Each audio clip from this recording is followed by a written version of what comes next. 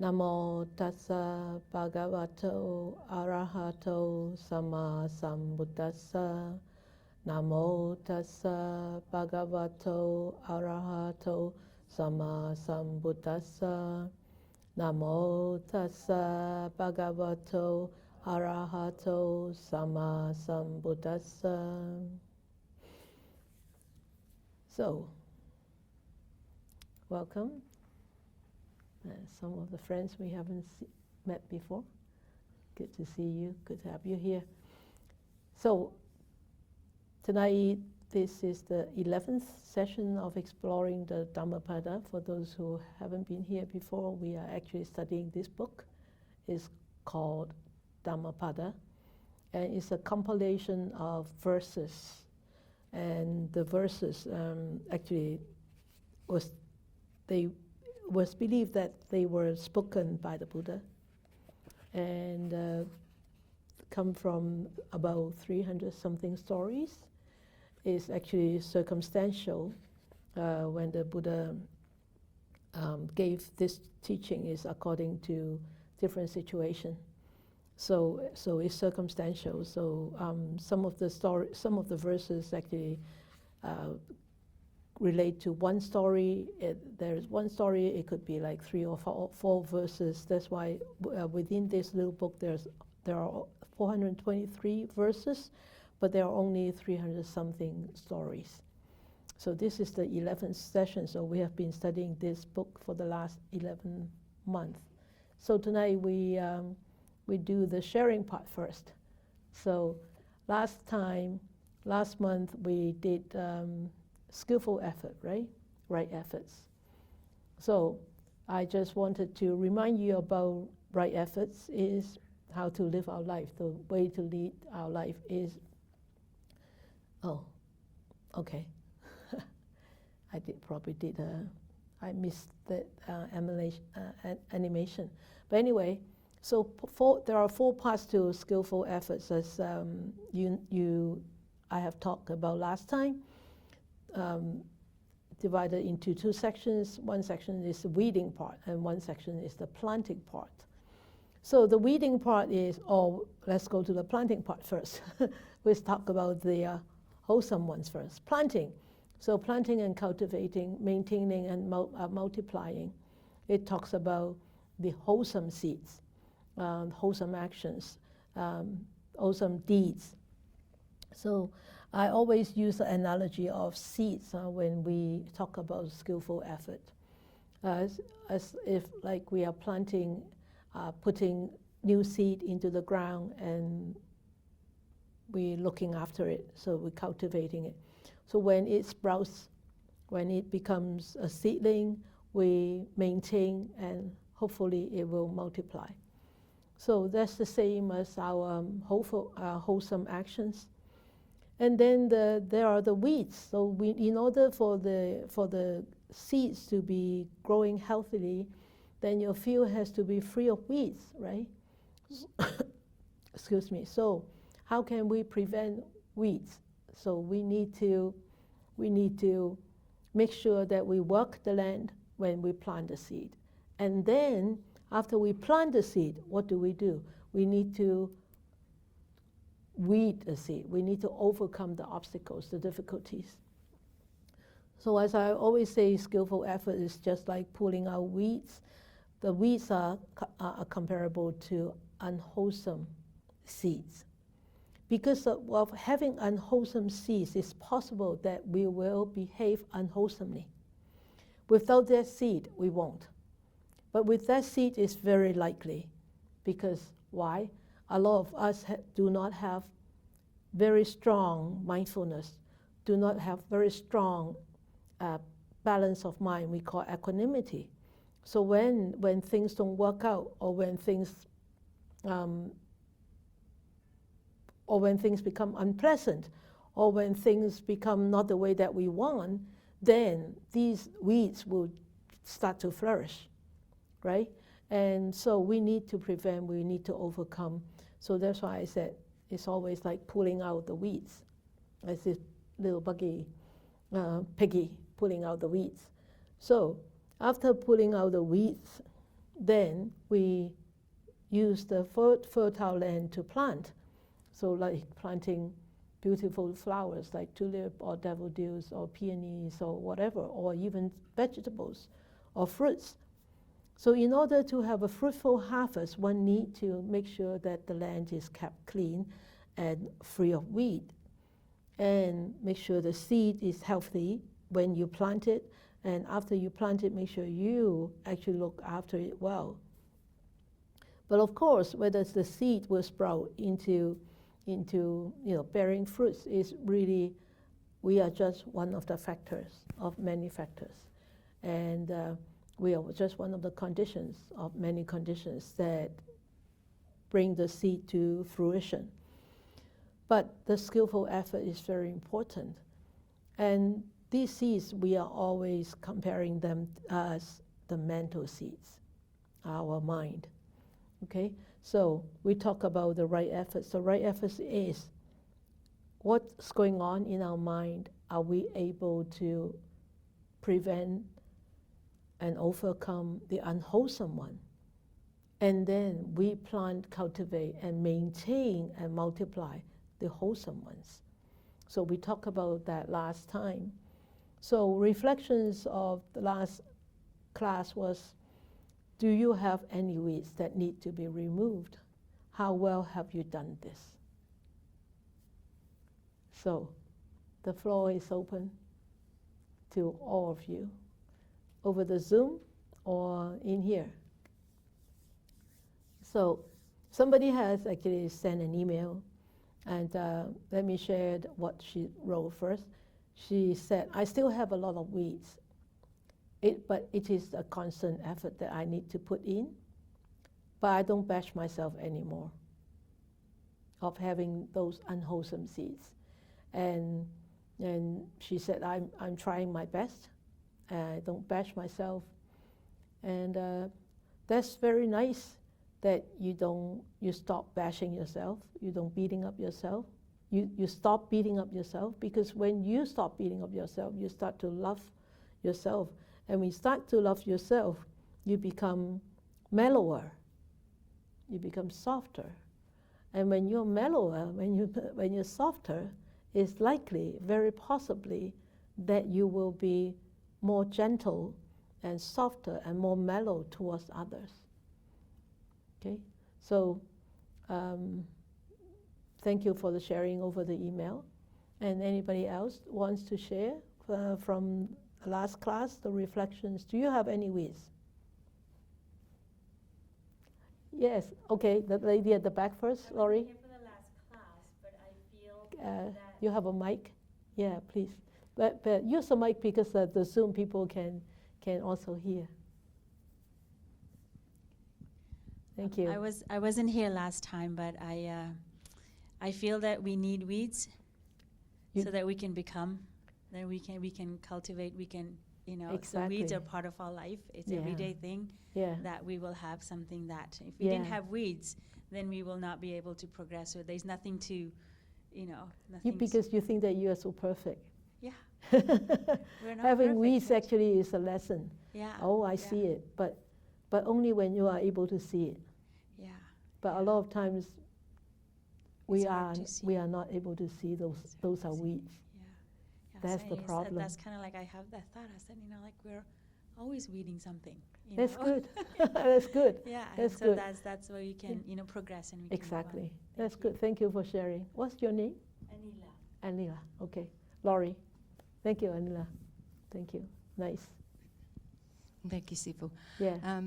An observation of my own progress. I seem to be following my weeds,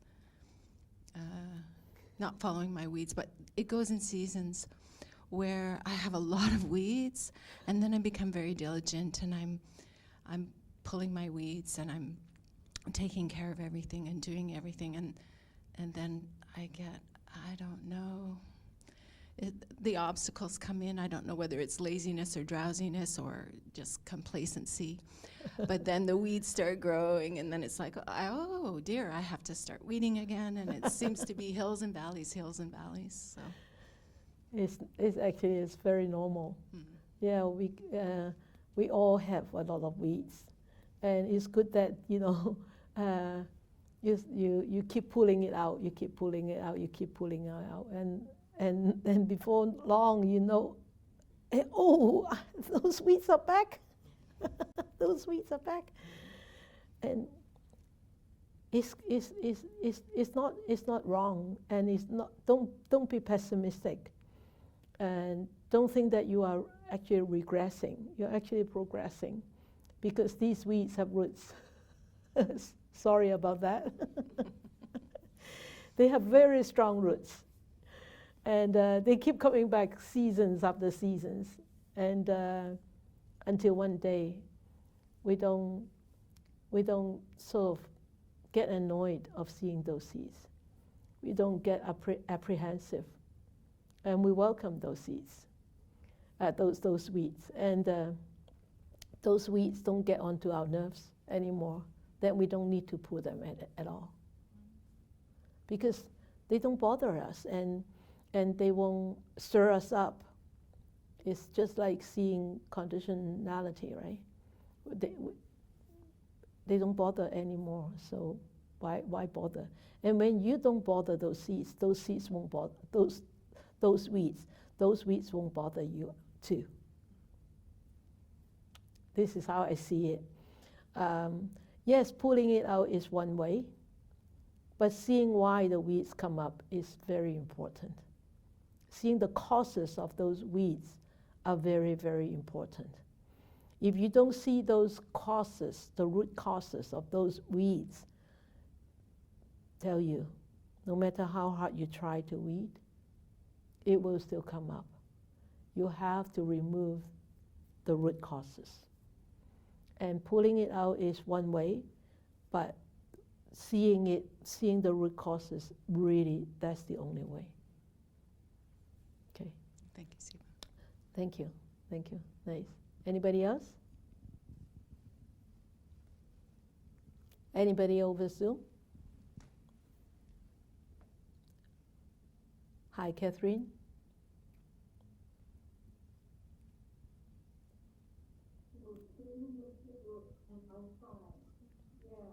Yeah, I was like a garden full of weeds. So much to overlap.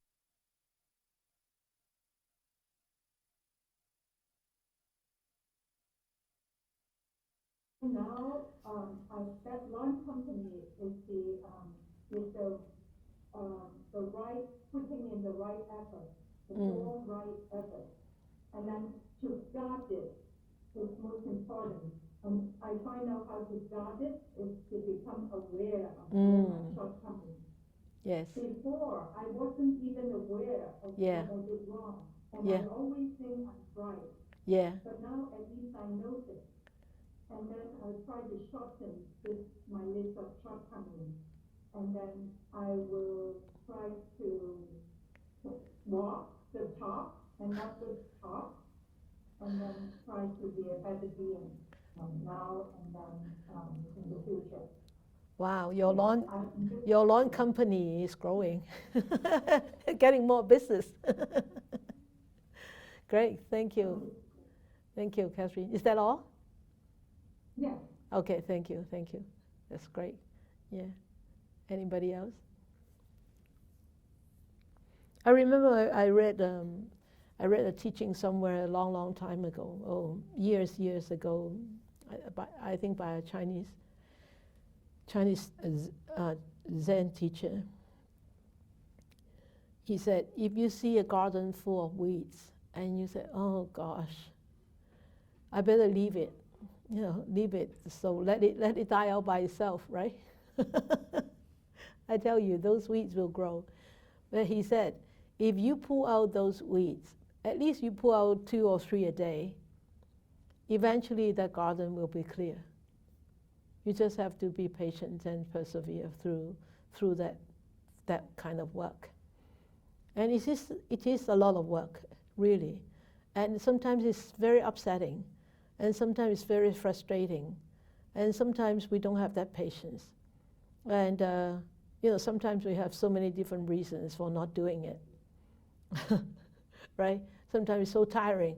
Or sometimes forget about it, just avoid it. It's easy to avoid than facing it, isn't it?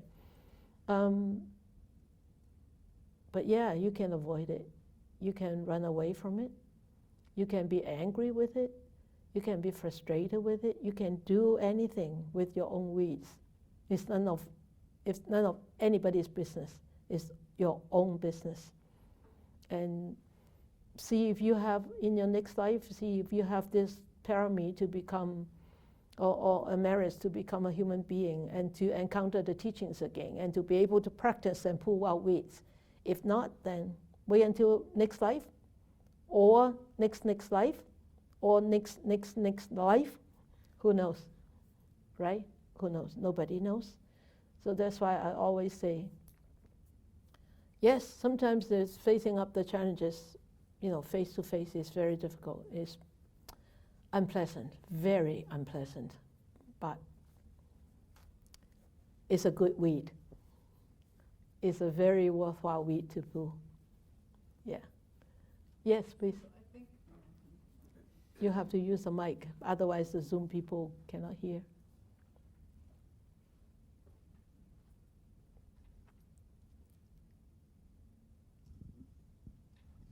Thank you, Sifu. I think from my own experience, for a very long time, I would spend so much time weeding, I would forget to plant anything really pretty. And then it's really depressing. Yeah, it is. and so I think the two of them in combination are so important. They have to be balanced, right? Yeah, and also the planting is its own prevention, right? Exactly. So I don't want to end up with a really barren, ugly. Yeah, right. Yeah. Very good. That's a very good sharing. Yeah. Once you weed, the land is clear, then plant right away. Right? Don't forget. So that's great. Good. Very nice. Anybody else? Any more? Yeah, Varsha. I want to share, but I don't want Kwok. Kwok shouldn't have sat down,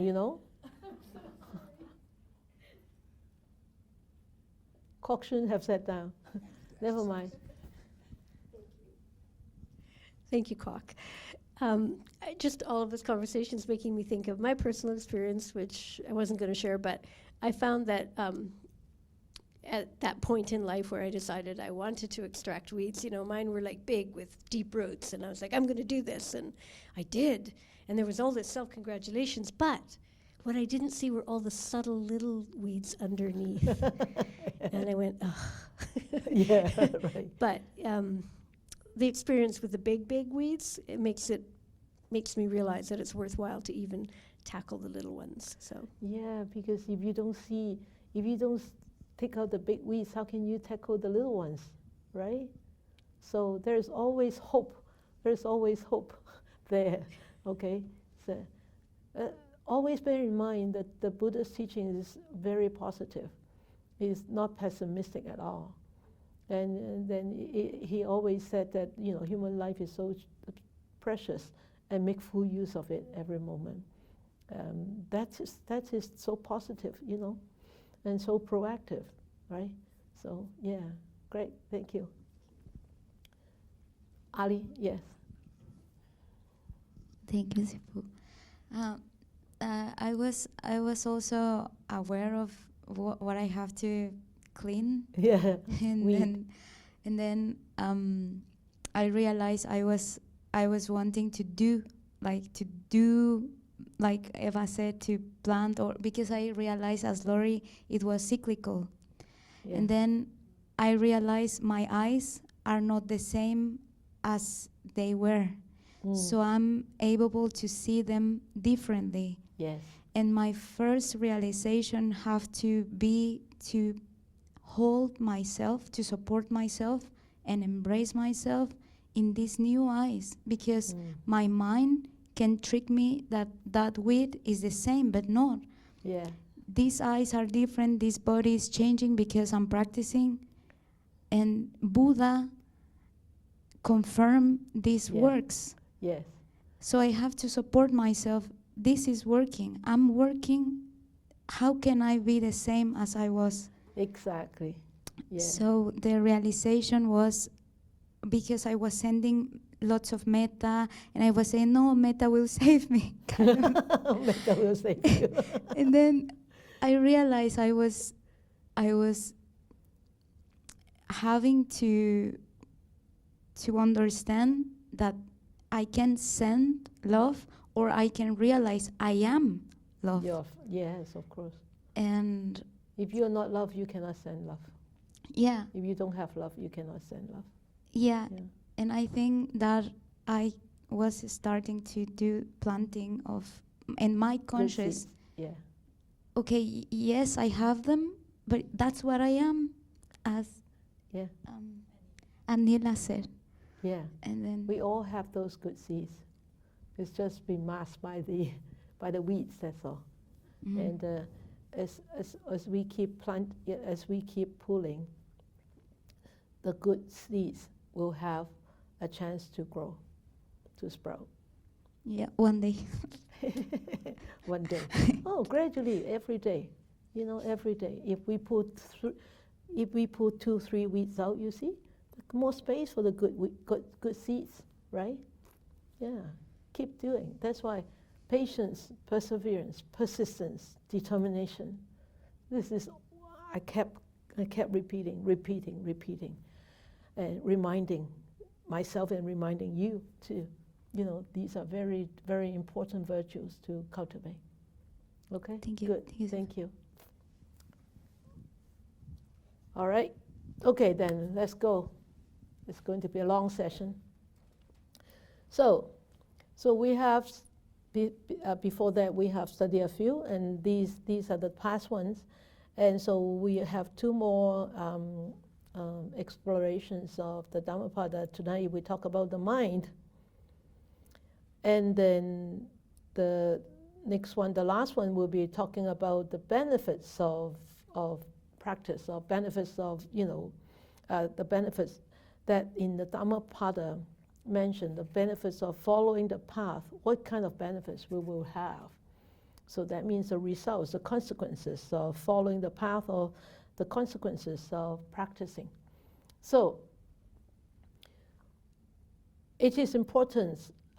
Right efforts are very crucial in order for the mind not to veer off, right? So it is important to have that right effort for the mind. And the mind, why? Because the mind is the chief.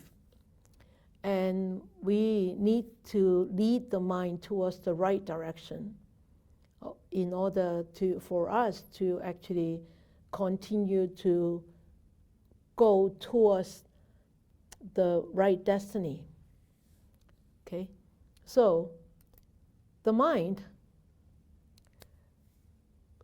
seems to be such a big thing. The concept of the mind could be very elusive.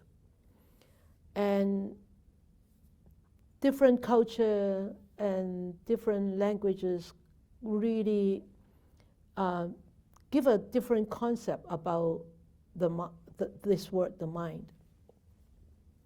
So the Buddhist term, or in Pali term, the mind is called citta, C-I-T-T-A, citta. And citta has a wide, very big range of meaning.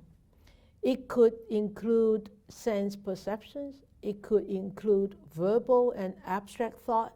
It could include emotions, feelings of happiness, unhappiness, attention, concentration, intelligence, focus, whatever. So when we talk about the mind, we actually, a lot of time, we talk about the very different type of mental activity. So when we talk about the mind, the focus is really not on the physical basis. A lot of people think the mind is here, or the mind is here at the back of the nervous system, the brain and the nervous system. Sorry, that's not the mind. Okay, so or that's brain hormones or whatever hormones. No, neither the chemical nor electrical activity is the mind. No, none of them is. Okay, so of course we in the Buddha's teachings we don't negate these things, but this is not the mind. The mind doesn't refer to something immaterial or physical. Oh, this the mind, and the mind is inside this brain. Okay, a lot of people think the mind is in the brain.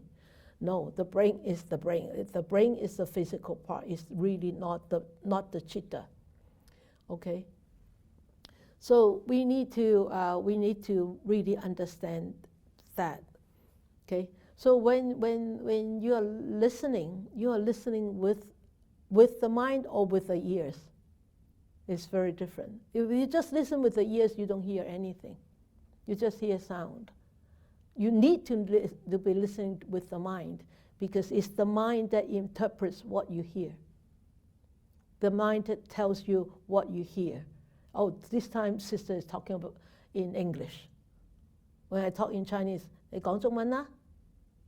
Then, oh, sister is talking in some language that I don't understand, because your mind doesn't understand this language. So the mind tells you, hey, sister is talking in different language that I don't understand, because that is the mind that tells you what sister is using, what language she's speaking. So, talking about the mind, this whole Dhammapada, I could tell you the whole Dhammapada is talking about the mind. But I pick out quite a few passages talking about why training the mind is important, and what does the mind do to us? Okay, if it is not being trained. Okay, so verse 1, my favorite verses of the whole Dhammapada, verse 1 and 2. It says, mind precedes all mental states. Mind is their chief. They are all mind wrought. If with an impure mind a person speaks or acts, suffering follows him like the wheel that follows the foot of the ox.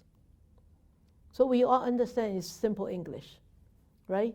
So the story behind this verse is, in that circumstances was, I was this monk.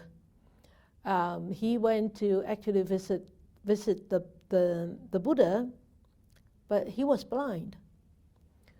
So in the evening, he was walking in the garden, and on his own, walking in the garden, because he was blind, right?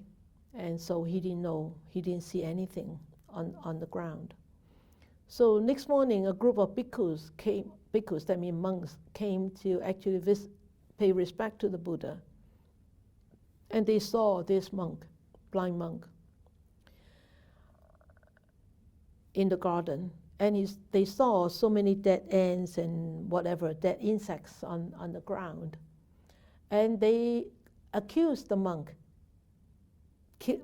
of killing all these insects, all these ants and insects.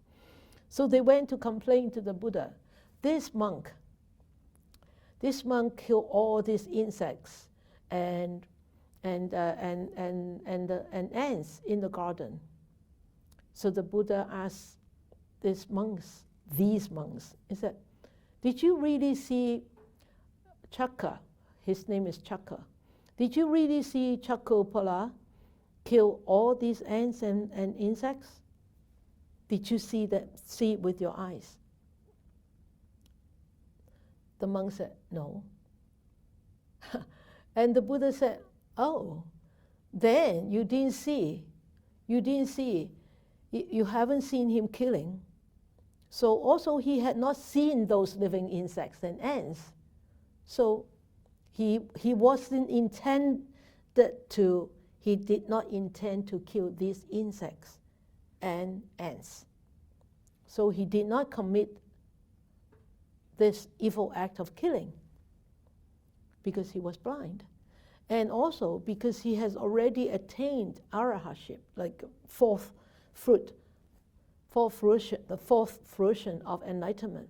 He already attained this fourth fruit.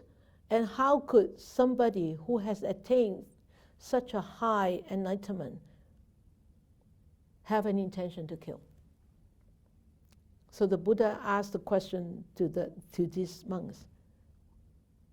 How? Why? How could such a person have such an intention to kill? He's already attained fourth stage of enlightenment. So the monk had no word for it, right? Because yes, they did not see it, and Chakapala really has already attained, and somebody at such a high state of enlightenment will definitely not kill or hurt any other sentient beings. But the monk were in dismay because how? Then why is he blind? And the Buddha said, because of past life. Past life, this monk was a doctor, and he had a patient. She came and with an eyes ailment, and she promised, if you could cure my illness, my eye ailment, I would come and serve you, and I will bring my children, my daughters, my son, to become your servants. And the doctor actually prescribed her ointment, medicine, and he actually cured her. But this woman, thinking back, I don't want to go and serve him. I don't want to bring my children there to be mates to him. Then she lied. Second appointment, she went back to the clinic, she went back to the doctor and said, my eye ailment was still the same, never improved. But the doctor knew, because he examined, he knew, and he had prescribed, and he knew that eye disease could be treated with these medications. So one thought, the arising of one unwholesome thought. Okay, you said that my medicine didn't work, and you said that your eye ailment wasn't cured. Okay, then I'll make you blind. So he prescribed drugs that actually made her blind. And because of that act, he, with many following lives, he was a blind person. So just one act, just one thought, because that thought came into the mind, and that thought manifests itself into physical actions. And that physical actions bear consequences. So he actually became blind for many, many lives. And this life, he also became blind. But he was lucky enough to encounter the teachings of the Buddha and was able to practice and became enlightened. So you can see how sensitive, how minute, or how strong a thought could be. If you do not guard it, then it will easily manifest itself. And same with the second verse, it says, mind precedes all mental states. Mind is their chief. They are all mind route. If with a pure mind a person speaks or acts, happiness follows him like his never departing shadow. Our shadow never leaves us, wherever we go, right? Whether it's a big shadow or a small shadow, it never leaves us. So if we remember pure mind, that pure mind, the word is highlighted in yellow. Pure mind, that means the mind is not polluted. The mind doesn't have any defilements, any afflictions, or any judgmental interpretations or biases. So that's the difference. That's the difference between this verse and the last verse. Okay? So, and then verse 3 it says, he abused me, he struck me, he overpowered me, he robbed me. Those who harbor such thoughts do not still their hatred. And I think we could agree to this verse, because if we constantly keep such thoughts in our mind, and whatever we see, whatever we hear, whatever we think, we will space on those thoughts. So that's why a lot of time is, if we see that that person is not honest, if we keep having that thought in our mind, no matter how good that person be, no matter how much he has changed to become honest, we will still think that he's not honest. He's not an honest person, because we keep that thought in our mind. And all we see, we project it through our mind, through that thought. So, just like this bhikkhu, Tissa. Tissa, in his old age, he became a monk. And he posed as a very senior monk, and was very pleased when other visiting monks and householders came and asked his permission to do some service for him. But on the other hand, he always fails to perform the duties that he's supposed to do as a junior monk. So, and also he always quarreled with other monks, because he thinks that he's senior, he thinks that he's better, he thinks that he's more capable. So if anybody say anything back to him, or talk about him, then he will go and complain to the Buddha, and weeping and dissatisfied and very upset. Then the others would follow him to see the Buddha, because he complained.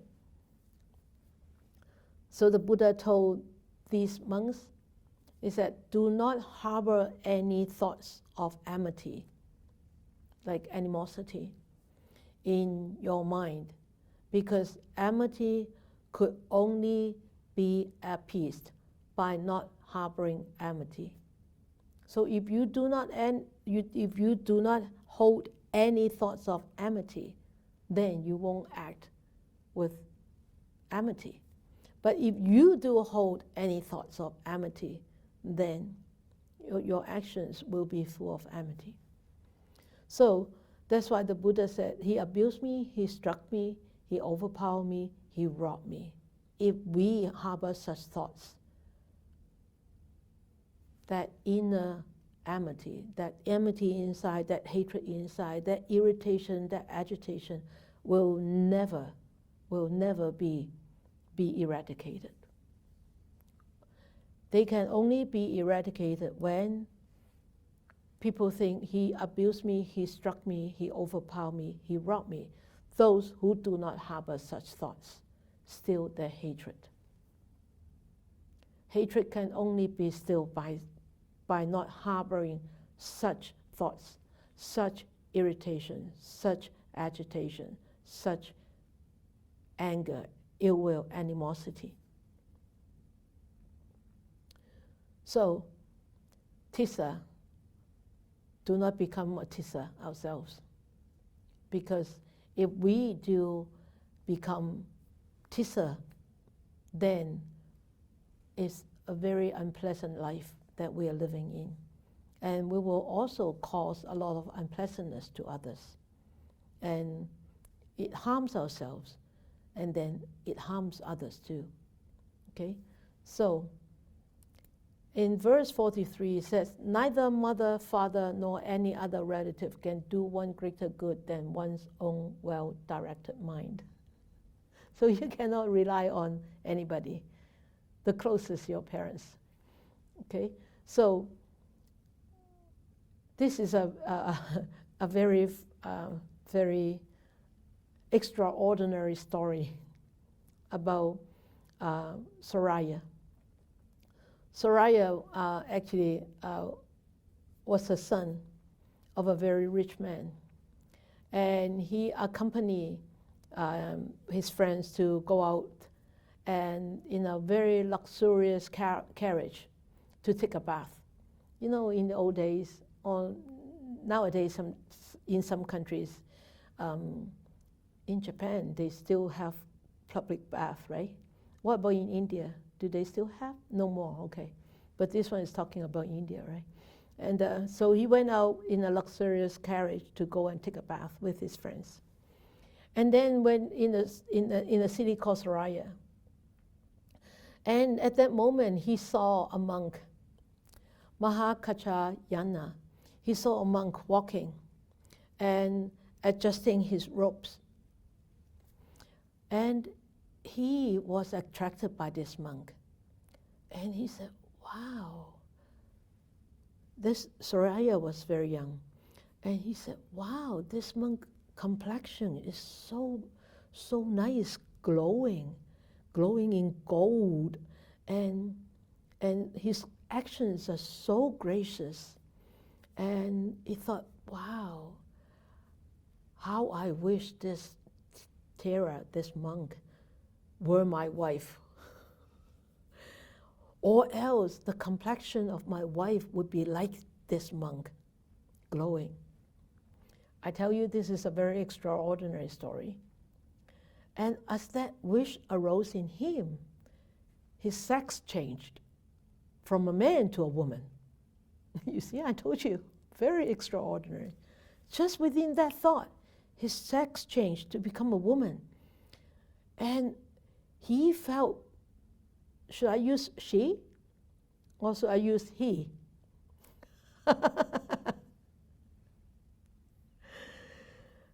Something to debate about, right? He or she. So I keep on using he, all right? So that I don't confuse you. I don't confuse myself either. So he became very ashamed. He got down from the carriage and ran away, and taking a road to another city. But because he left the carriage, so he did not have any way to go to another city. So he had a ring. So he gave the ring to somebody on the road. He said, "Can you take me to this city? I'll give you this ring as the bus fee, bus charges." So people drop him off at this city, Tassila. And so he found some jobs, and then this man who actually dropped him off saw that he was so pretty because he was young.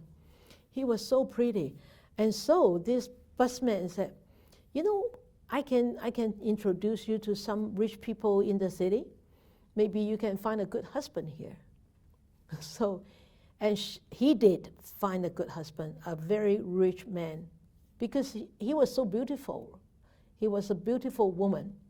So he got married, and he got two sons. So he remained as a woman. Okay, one day, there was somebody coming from Soraya, and was the friend of Soraya's son. And then Soraya saw this man. Said, I know this man. He's from my hometown. So Soraya, the woman, went up to this man, the friend, and asked him about the health of her family, and asked him, "Do you recognize me?" He said, "I don't know you. I know you. I am this and this." No, he was a man. He wasn't a woman. And then Soraya said, how is my family and the health of my family and other people in the Soraya city? And the man from Soraya told, told her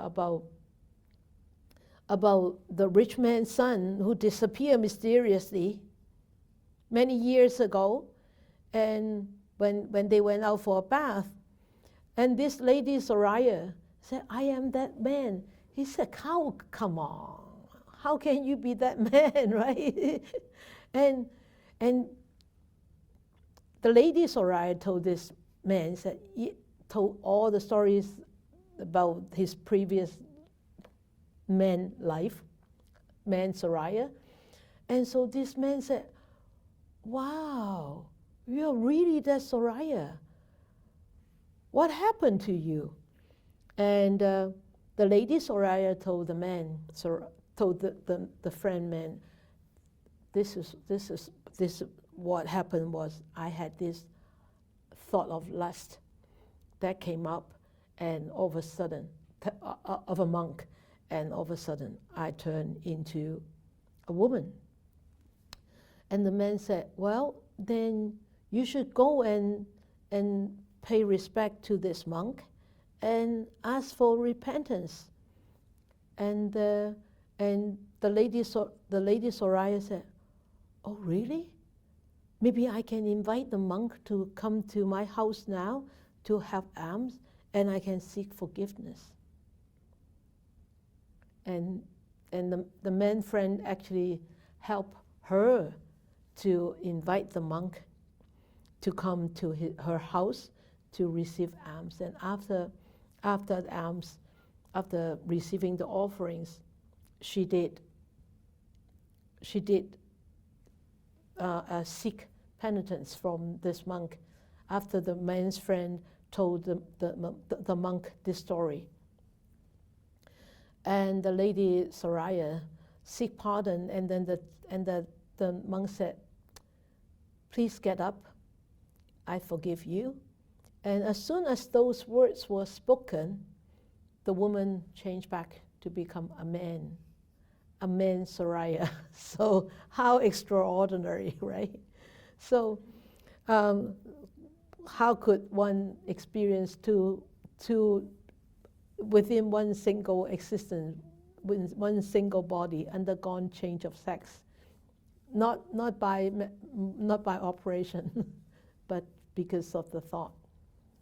So after feeling very weary and repulsive of this physical body, he decided to leave the household life and join the order under the monk. So neither mother, father, nor any other relative can do one greater good than one's own well-directed mind. This is the whole story, the situation where this verse actually came by. Then when we are able to subdue our mind, what will happen? Verse 36, it says, "Wonderful indeed it is to subdue the mind, so difficult to subdue, ever swift, and wandering wherever it desires. A tamed mind brings happiness." So, a group of monks went to the forest and practiced. And there was an old woman in the forest, knowing that this group of monks need to be supported. So she went to support these monks during the rain seasons of 3 months and cook for them. And one day she asked the monks, "I see you meditate all the time in the forest. Can you teach me how to meditate?" So the monks actually taught her how to meditate. And she actually meditated very diligently, of course, because of past merits. And she actually attained enlightenment very soon. And she developed this supernatural power. And so she could read the monk's mind, what food they want, and then she would cook those food so that the monks could actually, sit and meditate and diligently practice.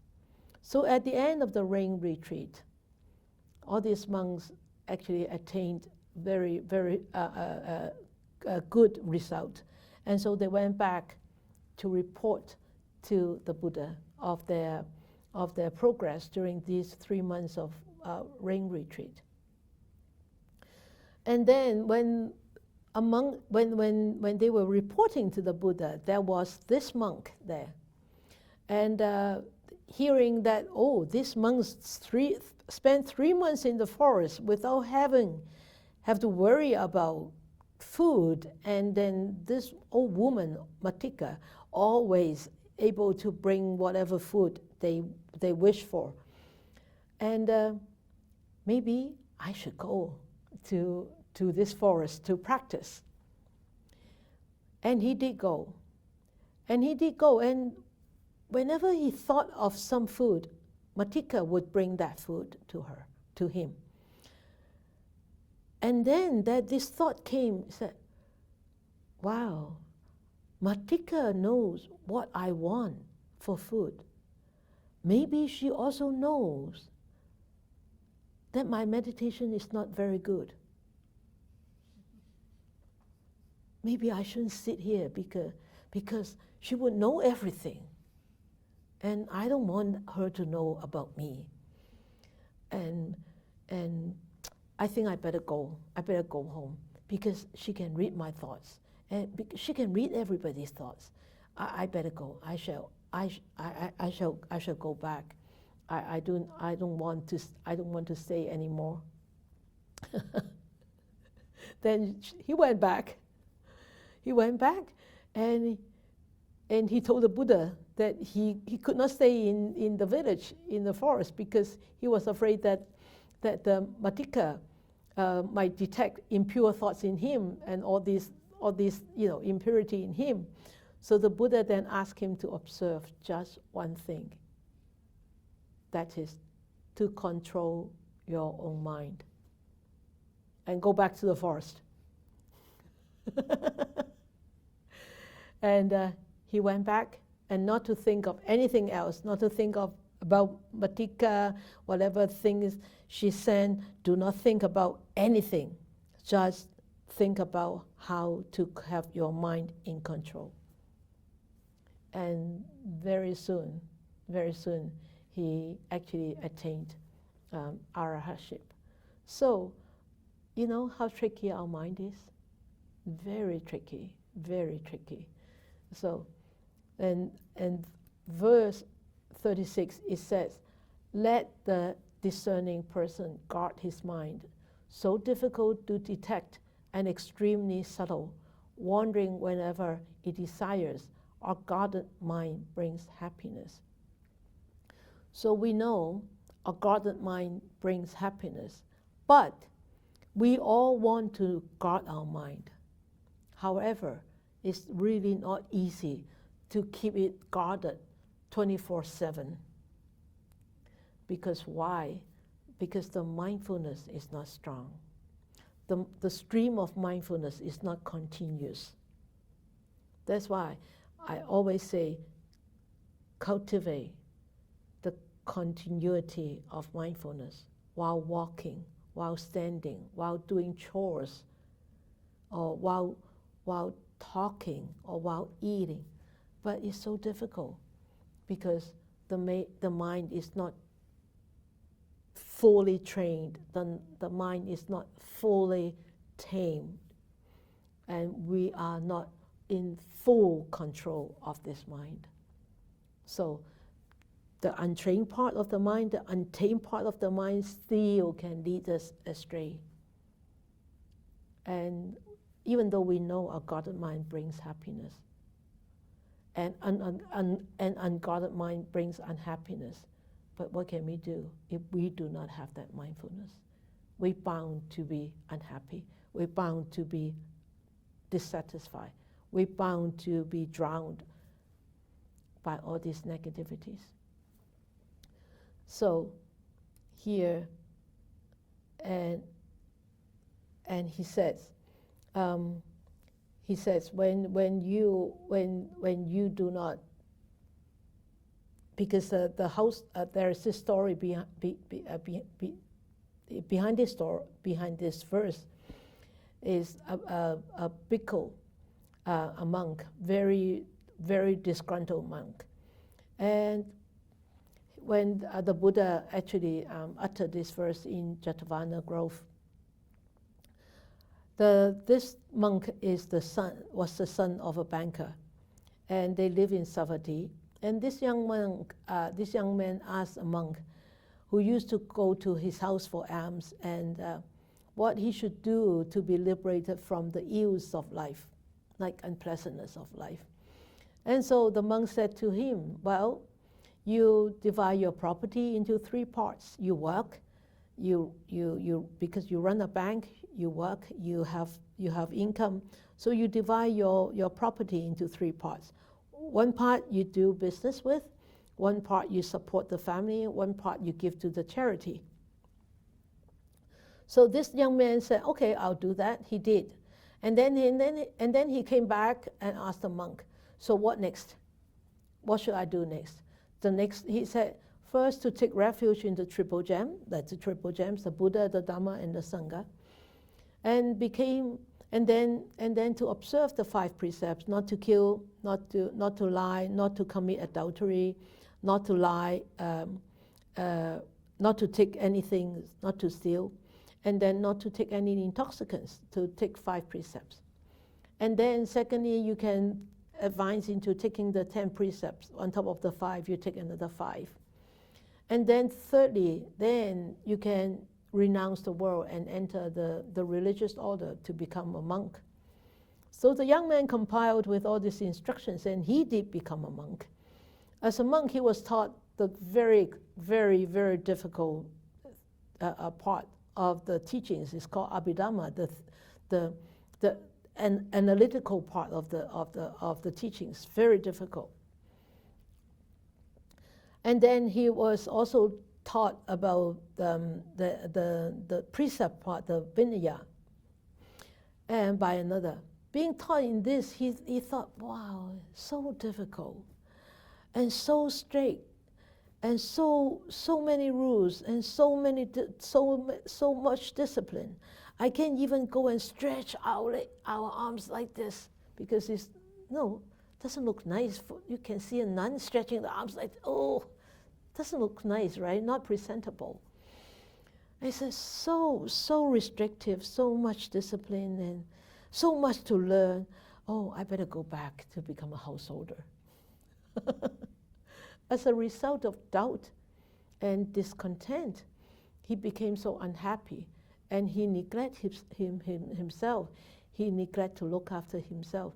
He became so thin, and he neglected all his duties. And so when the Buddha came to know about this, the Buddha gave this teaching. He said, if you can only control your mind, you will have nothing more to control. So guard your own mind. So that's where this verse came from. Let the discerning, missing a T, person guard his mind, so difficult to detect and extremely subtle, wandering wherever it desires. Our guarded mind brings happiness. And then when an ill-directed mind, what would an ill-directed mind brings then? A guarded mind brings happiness. An ill-directed mind with whatever harm an enemy may do to an enemy, or a hater to a hater, an ill-directed mind inflicts on oneself greater harm. So we hurt ourselves. That is normal. When we have this hate, ill will in ourselves, we hurt ourselves right there. And then when this cannot be contained, we hurt others. As I always say, the fire cannot be contained, then the fire just burns everything. Okay? So then a foolish mind, in Dhammapada, it says about what a foolish mind will do to us. Is so long as an evil deed has not ripened, the fool thinks it as sweet as honey. But when the evil deed ripens, the fool comes to grief. right? When the mind is foolish, and they think the evil part, oh, it doesn't matter. It won't. I do not have to bear the consequences. But because the consequences are not ripened yet, are not there yet, so that's why. So do not underestimate the effect of a minor ill will or minor unwholesome thought. Okay? So it's very, very important, because why? Any thought, no matter how small they are, whether it's evil or unwholesome or wholesome, they will definitely bear consequences in the future. And then here it says, truly an evil deed committed does not immediately bear fruit, like milk that does not turn sour all at once, but smoldering, it follows the full, like fire covered by ashes. It's so vivid, you can see the whole picture here, right? An evil deed or unwholesome deed committed does not immediately bear fruit. A lot of it, right? Especially sometimes we think the thought, my thought, oh, I don't tell people, then nobody would know. Even though it doesn't manifest itself into deed and action and act, but that thought could really ferment inside your mind, and it could really like turn sour. And let alone it projects into, already manifests itself into action, then that action will definitely will bear fruit. Like a seed already, you already plant a seed. So how do we protect ourselves? How do we protect our mind? So we need to self-protect. We need to protect ourselves. So the Buddha said in verse 160, it says, one is truly one's protector. Who else could the protector be? With oneself fully controlled, one gains a protector, which is hard to gain. Okay? So don't try to seek protection from anybody else. You are your own protector. You are your best protector. Nobody can protect yourself better than you yourself. So with oneself fully controlled, one gains a protector. Then it's true. When the mind is not being controlled, the mind just go haywire. But when the mind is controlled, it's just like driving. If you are not controlling the steering wheel, the car will just go anywhere it goes, right? But if you're holding it, if you're a good driver holding it, then it goes where you want it to go. It's the same. So 165, by oneself is evil done, by oneself is one defiled, by oneself is evil left undone, by oneself is one purified. Purity and impurity depend on oneself. No one can purify another. The Buddha always say, even though I am in front of you, I cannot purify you, because we have to bear all our own causes. We have to bear all our own acts, our own actions, and we have to solve it ourselves. Nobody can solve it for us. It's not like the mundane world. You know, we can go and get somebody to solve our problems for us, or we can go, if we don't have money, we can go to the bank to borrow money. We don't have food, we can go to get some food from others. Yes, those are all mundane things. But when one talks about the mind, you cannot depend on anybody else. people can support you, people can teach you, people can share with you, people can be on your side. You can read tons of books, you can study tons of literatures, you can listen to tons of Dhamma talks.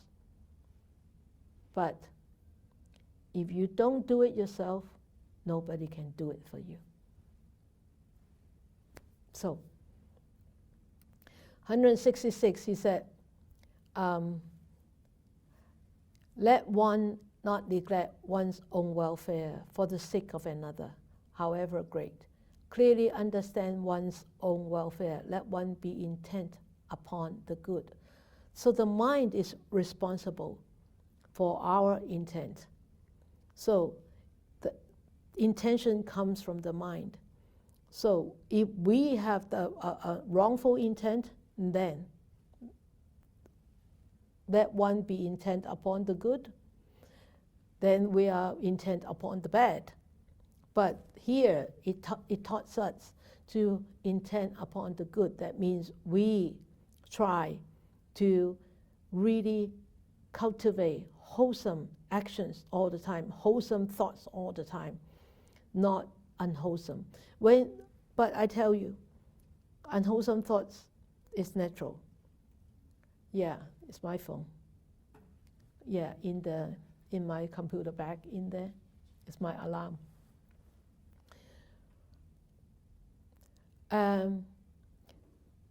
So, now as a human being, we know that there are a lot of, unwholesome intent in there. There are wholesome intent in there. So, see how we can actually balance it out, how we can actually be mindful of it, and how we can actually stop those unwholesome intent of manifesting itself into actions. That's why he said, let one be intent upon the good, clearly understanding one's own welfare. So do not neglect your own welfare. Your own welfare is happiness. Your own welfare is brightness. Your own welfare is walking on the path of Dhamma. And because your own welfare for the sake of another. Why for the sake of another? Because as I said, if you're unhappy, everybody will be unhappy around you because it spreads, it affects each other. Because we are pack animals. We affect each other. We influence each other. Even though without words, we influence, we affect, we feel. Okay? So, verse 233 is that one should guard oneself against irritability in thought. One should be controlled in thought. Thought, because it comes from the mind. Having abandoned mental misconduct, one should practice good conduct in thought. Once you abandon the mental misconduct, you naturally will behave good. You naturally will have good conduct. When you remove all the weeds, then naturally you will see your flowers will bloom. If you have bulbs, you have seeds down there, right? So here it really emphasizes on this irritability in thought. And one should be so diligently trying to actually control oneself in their thinking.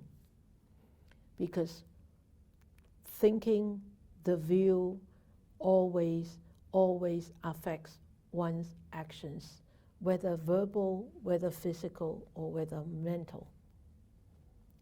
And 234, it says the wise are controlled in bodily deeds, controlled in speech, and controlled in thought.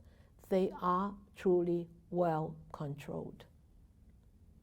You can see when you are unhappy or when you are happy, try to, when you become unhappy, I hope you will remember my words tonight. When you become unhappy, feel yourself when you walk. Feel what kind of feeling you have in your body. When you are happy, feel yourself when you walk, when you talk. What kind of feeling you have. It's very different. When one is unhappy, you can see from the body language that one is very unhappy. And it shows, even little action, it shows. And when one is happy, even little actions, just the eyebrow, you can see whether one is happy or not happy. You can see from the eyebrows. You can see from facial expression. So the wise are controlled in bodily deeds, controlled in speech, and controlled in thought. They are truly well controlled in the mind. So for the mind, the Buddha actually gave a lot of similes, metaphors we call. And he said, just as the rain breaks through an ill-thatched house, even so passion penetrates an undeveloped mind. So the important thing is not look at the passion part, is look at the undeveloped mind. Okay, so this talk about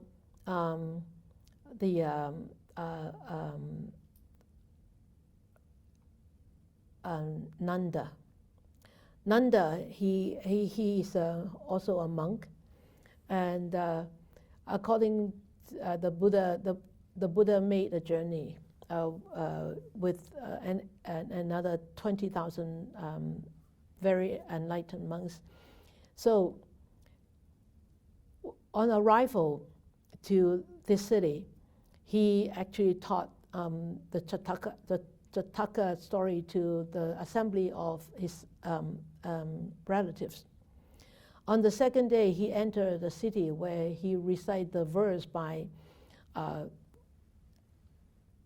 he said, one should arise and should not be unmindful.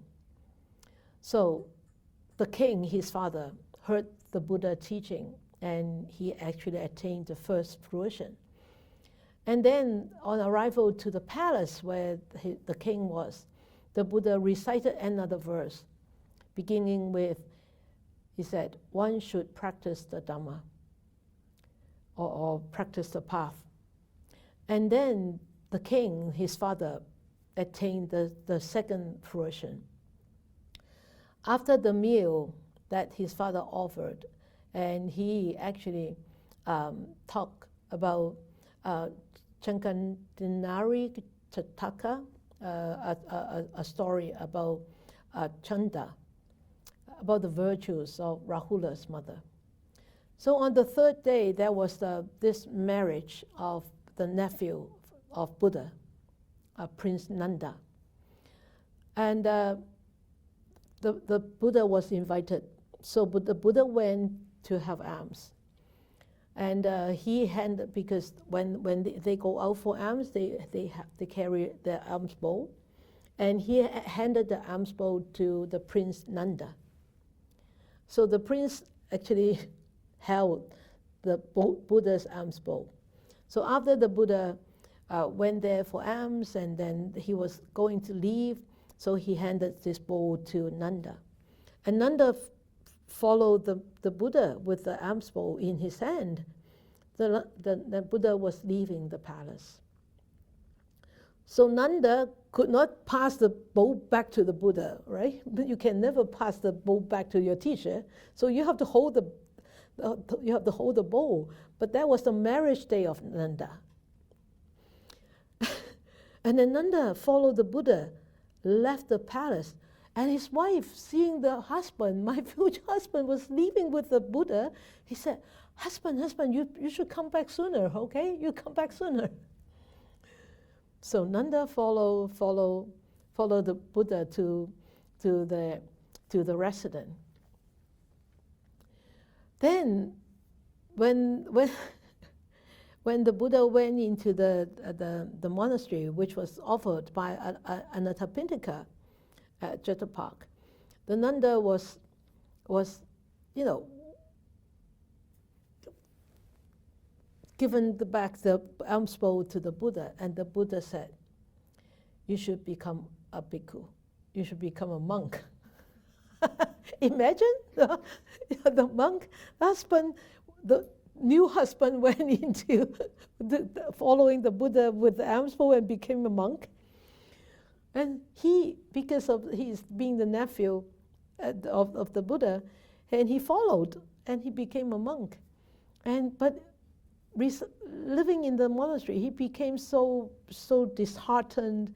He became he didn't like it, because that was not his intent to become a monk, right? He wanted to return to the life of a householder, and he kept remembering the words of his wife, who was a princess. And knowing this, the Buddha, by supernatural power, showed Nanda a very beautiful female divas from the heaven. And he said to Nanda, Nanda, you can have her if you can have her if you behave such and such in your practice. And Nanda said, wow, this is even prettier than my wife. And the Buddha promised me if I practice harder, and I can have her as my wife. So he practiced very diligently, and then very diligently. And he actually became an arahant. He didn't need a beautiful wife. He didn't need a beautiful diva. So even so, passion penetrates an undeveloped mind. So that's Nanda. Why is it so funny? Thinking, be careful if your teacher passes you a bowl. Yeah. So I shouldn't pass any bowl to any of you, right? I don't think I have that power, though. Yeah. So, and the 14 is said, just as the rain breaks through a well-thatched house, even so passion never penetrates a well-developed mind. So when the mind is well-developed, just like a house with the roof intact, you will not have, leak roof, right? So very, very important to actually have a well-developed mind. So verse 327. So delight in heedfulness. Guard well your own mind. Draw yourself out of this bog of evil, even as an elephant draws himself out of mud. And this whole story is about this big elephant called Puffy. Puffy, actually, there was quite a few stories about Puffy, but he was young once, and when he was young, he was very strong. But then he became very old, and one day, Puffy went into a pond to wash himself. He was stuck in the mud and could not get onto the shore. And the king, Pasenadi, was told about it, so he sent an elephant trainer to help the elephant to get out of this difficult situation. The elephant trainer went to the site where the elephant was. Then the elephant trainer, he brought the musicians and asked the musicians to strike out a martial tune. Dong, dong, dong, dong, dong, dong. And the elephant, hearing this military sound like he used when he was young, like elephant troops, right? He felt that he was in a battlefield, and he needed to rise, and his spirits just rose, and he pulled himself with all his might to come out of this mud. So when the bhikkhu and all the monks told the Buddha about this story, the Buddha said, bhikkhus, just like the elephant, pull itself out of the mud. So you, all of you, must pull yourself out of the mere of moral defilements, afflictions, impurities of the mind, just like the elephant pulling himself out of the mud. So tell yourself to pull yourself out of the mud, like this trooping elephant. Do not drown yourself in the mud for too long, because time is precious. So a well-controlled mind, this is a beautiful verse, and this is one of my favorite verses in Dhammapada. A well-controlled mind. You can see this full moon. And it said, one who by good covers the evil he has done, illuminates this world like the moon free from a cloud. Isn't it? No cloud. Full moon. And I'm sure a lot of you have heard the story of Angulimala, right?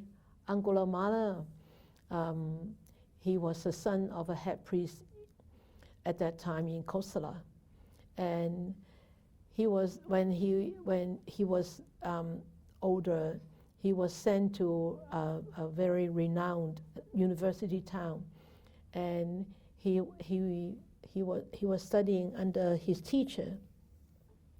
But because he was so smart, and the other students were very jealous of him, and they make scandal, gossip, saying that he and the teacher's wife had a fling. So the teacher was very, very, very upset, but he didn't want to show his upset. He didn't want to let the Angulimala know. Angulimala, his name was Ahimsaka, I think. Ahimsaka. His previous name was Ahimsaka. Afterwards, he became Angulimala. So his teacher didn't want Ahimsaka knows that he was angry and he was doubtful about Ahimsaka's relationship with his wife. So he actually planned a conspiracy. And he asked Ahimsaka, he said, I am going to teach you something great when you can get me 1,000 fingers, when you can get me a garland of 1,000 human fingers. So Ahimsaka didn't know the conspiracy thoughts of his teacher, so he went out to kill. He went out to kill. He killed 999, and he thread these fingers into a garland. So that's why it's a garland of fingers. And then he still needs one, right? One day he saw his mother, walking. And so he wanted to go and kill his mother for the last finger. But the Buddha was there too. And the Buddha put himself in between his mother and Ahimsaka. And then he tried to shuffle the Buddha away. The Buddha ran, and he ran after the Buddha. And he called the Buddha, you stop. The Buddha said, I already stopped. You haven't stopped. And Ahimsaka all of a sudden woke up. I haven't stopped. He stopped, I haven't stopped. But he hasn't stopped. But he, of past merits and virtues, and he actually heard the words to stop. So he stopped. And he immediately came to his senses because the Buddha's compassion. So Ahimsaka finally entered the order of monks and became a bhikkhu, and eventually actually attained enlightenment, arhatship. And after he attained arhatship, he went to teach, and people in the village saw That was ahimsaka. That was ahimsaka. No, I am Angulimala. May you be happy. May you be peaceful. Even though people threw stones at him, cursing him, scolding him, everything, he still had that great compassion for people. He said, may you be happy, may you be peaceful. That is Angulimala. So even a hardcore criminal could become an enlightened being. And just like the moon without the cloud, shining. Okay? That's it for tonight. About the mind, guard the mind, reflections. Has your mind ever tricked or cheated you? How do you feel when you found that it has tricked and cheated you? You hate it? You love it? Can you say that you know your mind well? Very good questions. Very easy to answer, right? You can answer it right now, but we'll discuss it next month. All right. So let us dedicate our merits. May these blessings extend to all, that we with all the other living beings together will attain the Buddha way. May more and more people will encounter the wise words of the Buddha, study them, practice them, and help themselves to liberate from all the entanglements and be truly happy and be peaceful. May you all have a happy and peaceful month of June.